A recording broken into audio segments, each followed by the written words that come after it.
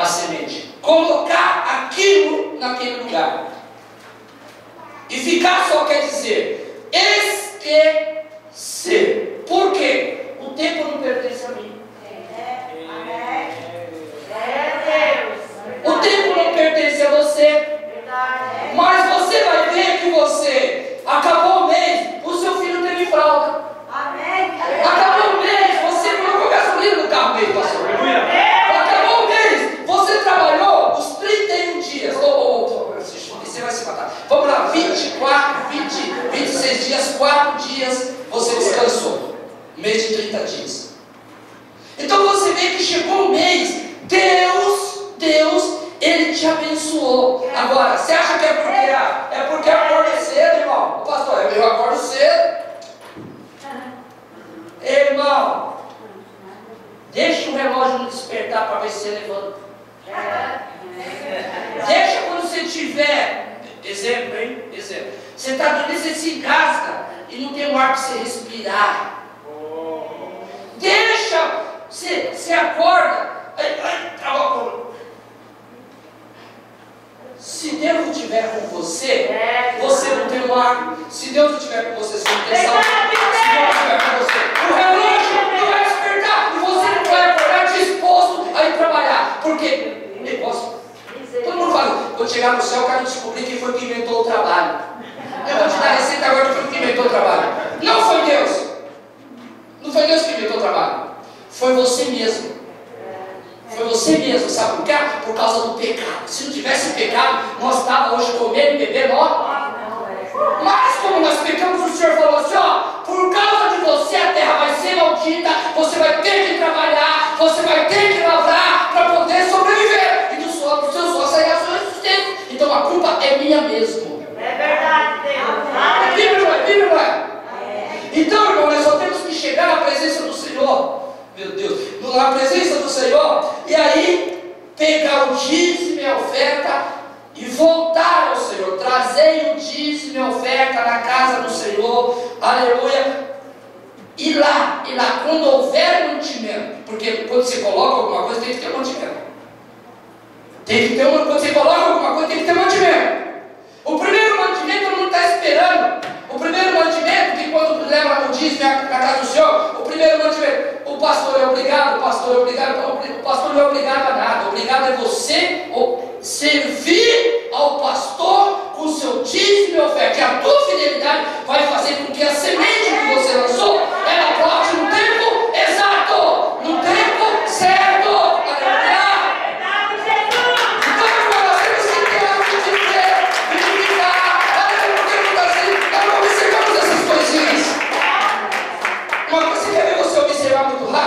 Acaba o seu dinheiro para você ver. Acaba o seu dinheiro. Primeira coisa que você vê.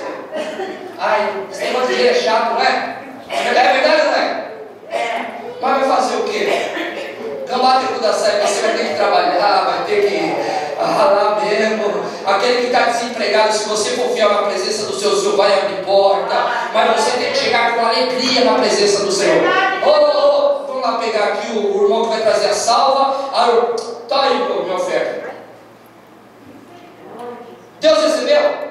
Não. Deus recebeu? Não. Nem um pouquinho.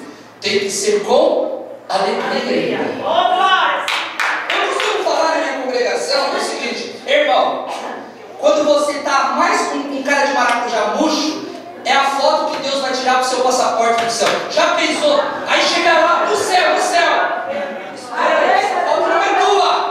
Porque eu sou o príncipe da paz, eu sou alegria. Mas você está aqui com a cara chupada, amarrada, parece que está zangado com a vida, eu não tenho nada a ver, eu não te conheço, é parte de mim. Por isso tem que ser com amor e com alegria. Se eu tenho dinheiro com amor, ele transforma em 1000. Se eu tenho 1000 e coloco com amor, Deus dá 100.000. É tudo por fé, é tudo com amor, é tudo com alegria. Porque mantendo a casa do Senhor, o Senhor vai te manter. Amém? Vamos ofertar e dizimar para a glória de Deus.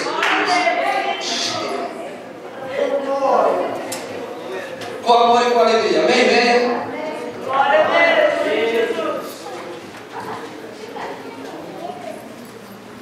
Deus é bom.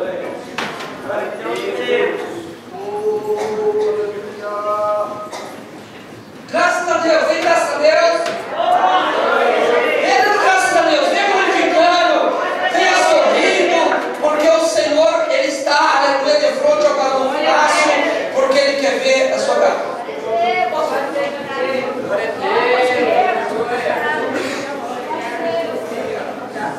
Graças a Deus, Deus é bom, amém? Senhor Deus e Pai, em nome de Jesus Cristo, te louvamos, te agradecemos, Senhor, nesta noite. Nós ofertamos, dizimamos, e aqui está, Pai, toda a vida. Tu sabes a condição, ó Deus, desta mulher.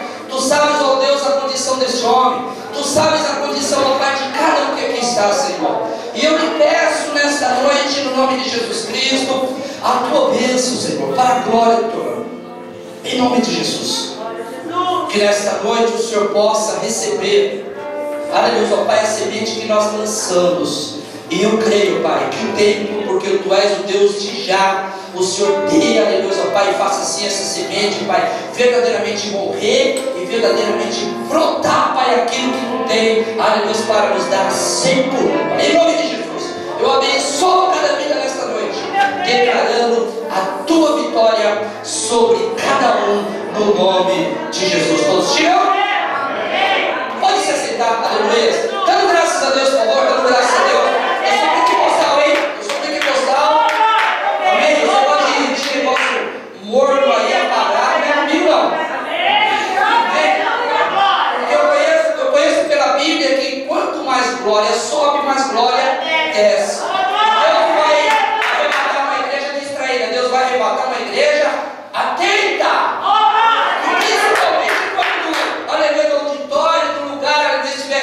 A palavra, melhor vai ser, porque os anjos, diz a palavra de Deus, está lá em cima assim, ó. Glória a Jesus. Sabe o que significa desse? Exaurir essa palavra? O poder que ela tem. A palavra. É verdade. Então, se nós soubéssemos exaurir ela, tirar a essência dela, nós não sofreríamos muito. Nós não sofreríamos muito. E eu quero lhe dizer nesta noite que por causa do nosso amor a Jesus, não acontece aquilo que Deus falou que tem que acontecer. Eu tenho Jesus. Quem tem Jesus aqui? Opa! Você tem certeza que você ama Jesus? Então por que essa igreja está vazia? Santo Deus. Tem gente. Entendeu o que eu estou falando espiritual? Porque diz a palavra de Deus que quando veio a Pentecoste, capítulo 2 do livro de Atos dos Apóstolos, aleluia, quando ele estava falando a respeito de Jesus, o amor dos apóstolos era tão grande, o amor a Jesus, que veio um vento impetuoso naquele lugar, que tomou todo o povo e saíram todos falando em línguas variadas. Aí você vai ler mais um pouquinho, que vem no capítulo 4, capítulo 5, depois do capítulo 9, que quando eles saíram pregando, 3.000 almas aceitou Jesus. O poder está aí, irmão, o poder está aí.